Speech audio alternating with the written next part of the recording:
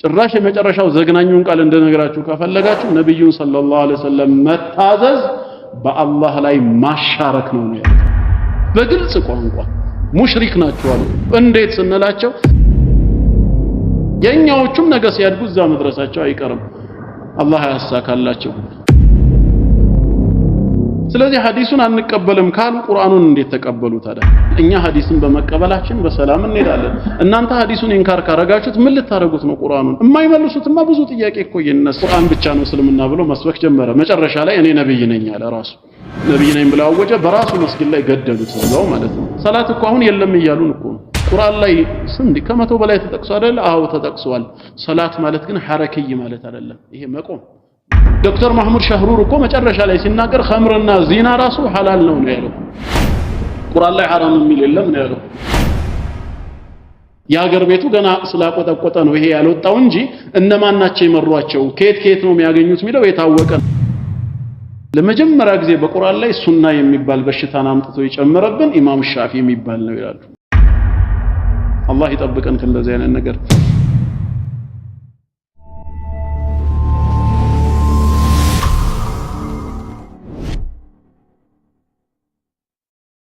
እሺ ቁርአንን እንዴት ተቀበሉት ታዲያ? አሁን እኮ ለነዚህ ሰዎች ከሐዲስ ማስረጃ እዚህ ብሎ ሩቅ ቦታ ከመሄድ ቁርአንን እንዴት እንደተቀበሉት ንገሩን ቢባሉ በምን መልኩ ነው እሺ የሚነግሩን? ምክንያቱም ቁርአን ከላይ መጽሐፍ ሆኖ አልወረደም፣ የታወቀ ነው። ቃል ሆኖ ነው አይደል የመጣው? ማን ይዞ መጣ ስንላቸው እነዚህን ሰዎች ጅብሪል አለይሂ ሰላም ይሉናል። ጥሩ ለማን ሰጠ ስንላቸውም ለነብያችን ሰለላሁ ዐለይሂ ወሰለም ይላሉ። እስከዚህ ድረስ አብረን ሄደናል ነው። ነብያችን እስከ ጅብሪል በቃል ደረጃ የተቀበሉትን ቁርአን ምን አደረጉት እኮ ነው አሁን ጥያቄው። ጻፉት እንዳይባል እሳቸው ማንበብም መጻፍም እንደማይችሉ ማስረጃዎች አለን። አይ ለሰሃባዎቻቸው አሰምተው ሰሃባዎች ጻፉ ከተባለ ቁርአኑ በማን በኩል ነው ወደኛ የደረሰው? በእነዚህ በጻፉ ሰሃባዎች። ማን የቱን ሱራ እንደጻፈው የቱን አየት አን ከሚል ነው የመጣው ማለት ነው። ስለዚህ ሐዲሱን አንቀበልም ካሉ ቁርአኑን እንዴት ተቀበሉ ታዲያ?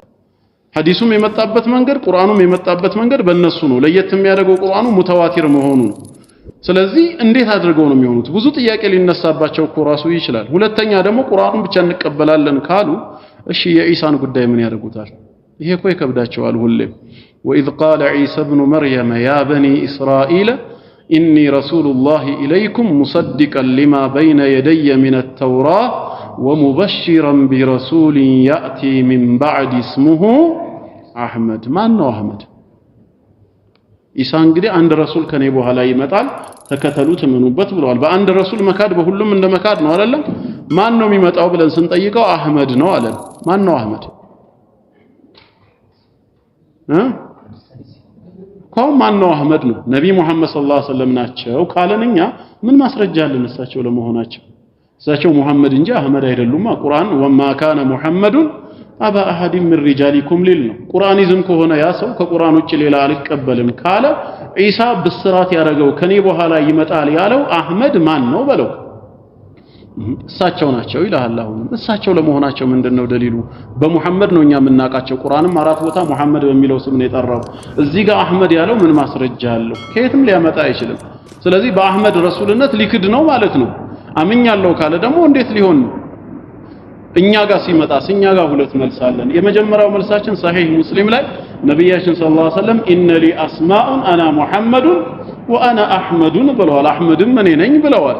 ከዚህ ተነስተን መረጋጋት እንችላለን እኮ። ጥሩ እሳቸው አሕመድ ናቸው። ዒሳ የተናገረው ግን ሌላ አሕመድ ቢሆንስ ብሎ ደግሞ ቢጠምብህስ? እዛኔ ደግሞ አሁንም መልሳለን በዒሳና በሳቸው መሃል لانه ليس نبي بيني وبينه ነብይ የለም ብለዋል በሁለቱ መሃል። ስለዚህ በሁለቱ መሃል ከሌለ ሚን ባዕድ ያለው የግድ ማንን ይሆናል? ረሱላህ ሰለላሁ ዐለይሂ ወሰለም ይሆናል። እኛ ሐዲስን በመቀበላችን በሰላም እንሄዳለን። እናንተ ሐዲሱን ኢንካር ካረጋችሁት ምን ልታረጉት ነው? ቁርአኑን የማይመልሱትማ ብዙ ጥያቄ እኮ ይነሳል። ግን ምንድነው ጉዳዩ ሲባል እኛ ሀገር እኮ የተጀመረ ጉዳይ አይደለም። ይሄ የውጭ ተልእኮ ያለው ነው። ከ200 ዓመት በፊት ክርስትናን ከአውሮፓ ምድር ለማጥፋት ኢንላይትመንት ሙቭመንት በሚል ጀምረው ተሳክቶላቸዋል። ከ70% በላይ ከሆነ አውሮፓ ላይ እኮ ይሄ ክርስቲያን የነበረው በስም ኤቲስት እኮ ነው በአሁን ሰዓት የለም። በፈጣሪ መኖርም አያምንም።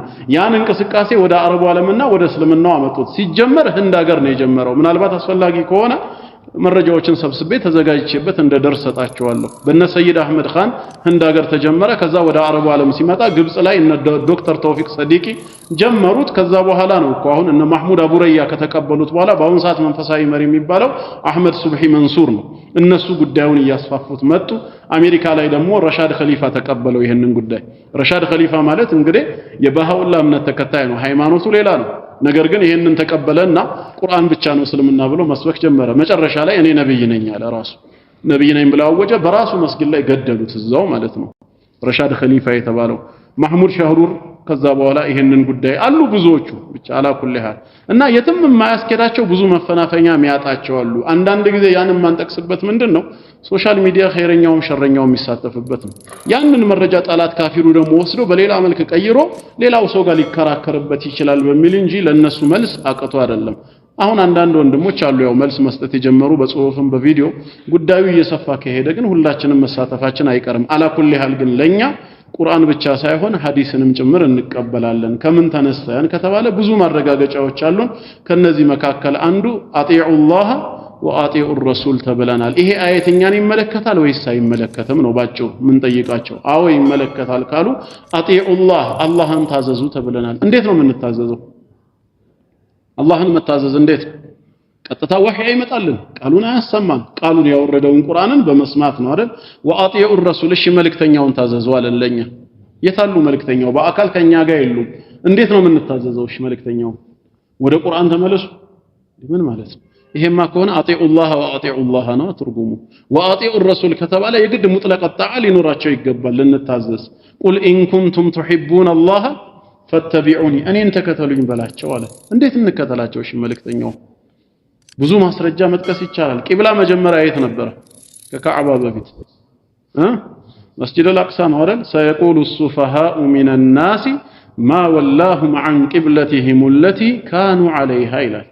መጀመሪያ ከነበሩባት ቂብላ ወደ ካዕባ ምን አዞራቸው በማለት ቂሎች በተቃውሞ ይጠይቃሉ አለ። አሃ ከካዕባ በፊት ሌላ ቂብላ ነበረ ነው አይደል? አዎ እነዚህን ቁርአን ይዘምነን የሚሉትን ልንጠይቃቸው ነው። ያ ቂብላ የቱ ነው አልናቸው። አልአቅሳ አሉ። ማን ነበር ያዘዘን ወደዛ ዞረን እንድንሰግድ? አላህ ካሉ እሺ ቁርአኑ ላይ ያሳዩን።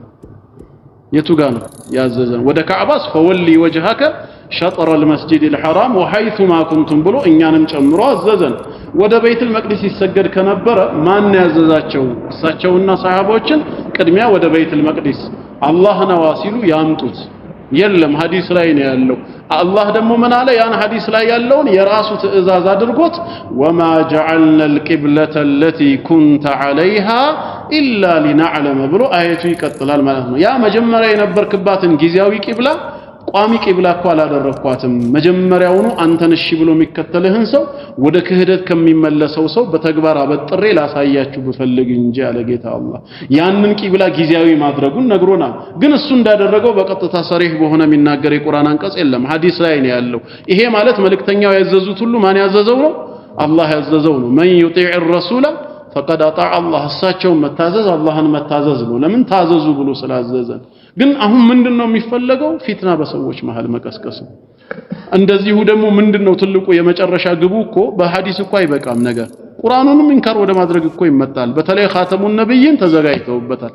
እሳቸው የመጨረሻ ነብይ አይደሉም እኮ ነው የሚሉት እነ ዶክተር ማህሙድ ሻህሩር ሌሎችም። ኻተም ማለት እጅ ላይ የሚታሰር ኻቲም ቀለበት የለም የነቢያቶች ሁሉ ጌጥ አይነታ ናቸው ለማለት እንጂ የመጨረሻ መደምደሚያ አይደሉም ነው። ለምንድነው የተፈለገው? ነብይ ነኝ ብሎ ለሚነሳ ሰው ሁሉ በር መክፈቻ እንዲሆን ነው። ይሄው ለዚህ ነው ረሻድ ኸሊፋ መጨረሻ ነብይ ነኝ ያለው። እንዲህ አይነት ነገር አገራችን እንዳይመጣ ብዙ ጊዜ ደግሞ ይሄንን የሚያቀነቅኑ ሰዎች መጨረሻ ነብይ ነን እኮ ነው የሚሉት ሁሉ። እንዴት ትላላችሁ? ቁርአን እንዲህ ብሎ አይደለም ወይ ሲባሉ አይ ኻተም ማለት بمعنى الخاتم ይሄ እጅ ላይ የሚታሰር ቀለበት የነቢያት ጌጥ ማለት እንጂ መደምደሚያ አይደለም። ሐዲስ ላይ ከመጡ ግን በሩን የሚዘጋ ብዙ ሐዲስ አለ ላ ነብይ ባዕዲ የመሳሰሉ። ስለዚህ ቅድሚያ ሐዲሱ ላይ ዘመቻ ከፈቱበት። ከዛ ነገ ቁርአኑም ላይ ዘመቻ ይከፍታሉ። ተፍሲሩን እንደፈለጉ ያጣመሙታል። ሰላት እኮ አሁን የለም እያሉን እኮ ነው። ቁርአን ላይ ስንት ከመቶ በላይ ተጠቅሶ አይደል? አዎ ተጠቅሷል። ሰላት ማለት ግን ሐረከይ ማለት አይደለም። ይሄ መቆም ማጎንበስ ስጁድ አይደለም። ሰላት ማለት بمعنى الصله ዝምድና ከአላህ ጋር ጥሩ ግንኙነት መቀጠል ማለት ነው። በውስጥ ጥሩ ስትሆን ክፉ መተውን ስታቆም ሰላት ላይ ነህ ማለት ነው። ይሄ ነው ቁርአን ላይ የተጠቀሰው እንጂ ቁም አጎንበስ ስጁድ ውረድ የሚል የለም። ይሄ ነው የተጀመረው ከዛስ ሌሎችም ይመጣሉ ጂሃድም እንደዚሁ ምን ማለት ነው ሲባል ታዊል አደረጉት ዶክተር ማህሙድ ሻህሩር እኮ መጨረሻ ላይ ሲናገር ኸምርና ዚና ራሱ ሐላል ነው ያለው ቁርአን ላይ ሐራም የሚል የለም ነው ያለው እንዴ ላ ተቅረቡ ዚና እኮ ላ ተቅረቡ ነው ያለው ሐራም ነው ያለው የቱ ጋር ነው ሁለተኛ ደግሞ ዚና የሚባለው አደባባይ ሲወጣ ነው በድብቅ ሲሆን አይሆንም ኸምርስ የትም ቦታ ቁርአን ላይ ሐራም ነው የሚል የለም إنما الخمر والميسر والأنصاب والأزلام رجس من عمل الشيطان فاجتنبوه يعني راقط بلو مكرن انجي حرام ولا لم يتعلى حرام من حرام يهونو 18 ነገሮች ብቻ ናቸው انما حرم عليكم ምትሏን ይጠቅሱና ማለት ነው 18 እሱም እኮ ማለት ይላሉ ከዛ ደግሞ حرام ማለት አሁንም ውግዝና ከልክል ማለት ሳይሆን ድንበር ማለት ነው እንዴት በቃ በቁርአን እንደፈለጉ እንዲጫወቱ ነው የሚፈልጉት ለዚህ እኮ ነው ተፍሲር አያስፈልገውም ቁርአን ይላሉ የነብዩ ተፍሲር ወይም የሰሃባ ተፍሲር በየዘመኑ የመጡ የተፍሲር ሊቃውንቶች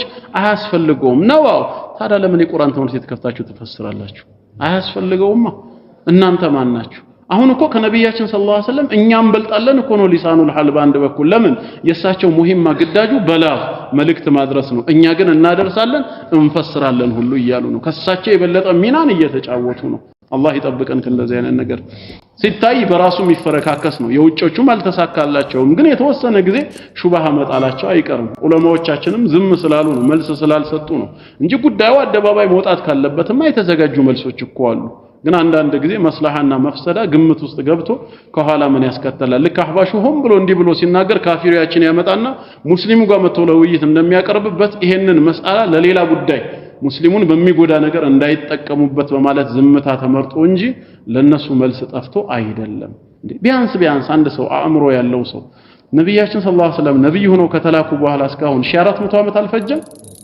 በ1400 ዓመት ውስጥ እስልምና ማለት ቁርአን እንጂ ሌላ አይደለም የሚል እስቲ አንድ አርአያ ማን አላችሁ ቢባሉ ማን ይጠቅሳሉ ይሄ ማለት 1400 ዓመት ሙሉ ሙስሊሙ ጥመት ውስጥ ነበር ነው ጭራሽ የመጨረሻው ዘግናኙን ቃል እንደነገራችሁ ከፈለጋችሁ ነብዩን ሰለላሁ ዐለይሂ ወሰለም መታዘዝ በአላህ ላይ ማሻረክ ነው ያሉት በግልጽ ቋንቋ ሙሽሪክ ናቸው አሉ እንዴት ስንላቸው መታዘዝ ለአላህ ብቻ ነው ስለዚህ እሳቸውን ከቁርአን ውጪ በሐዲሳቸው እንታዘዛለን ካላችሁ ከአላህ ጋር ምን አረጋችሁ በመታዘዝ አስተካከላችሁ ሙሽሪክ ሆናችኋል እኮ ነው የሚባለው ገና እንድናለን እሳቸውን የታዘዘ ጀነት ይገባል አይደለም እንደውም ሙሽሪኮች ናችሁ መታዘዝ ለአላህ ነው ምንድነው የእሳቸው ሚና አድርስ ተብለዋል ቁርአኑን ማድረስ ነው አለቀ በቃ እምንታዘዘው አላህን እንጂ እሳቸውን አይደለም ተመልከቱ የት እንደደረሱ ያገር ቤቱ ገና ስላቆጠቆጠ ነው ይሄ ያልወጣው እንጂ እነማን ናቸው የመሯቸው ከየት ነው የሚያገኙት ሚለው የታወቀ ነው የውጪዎቹን ዩቲዩብ ላይ ከፍተን ስናያቸው እኮ እዚህ ደረጃ ደርሰዋል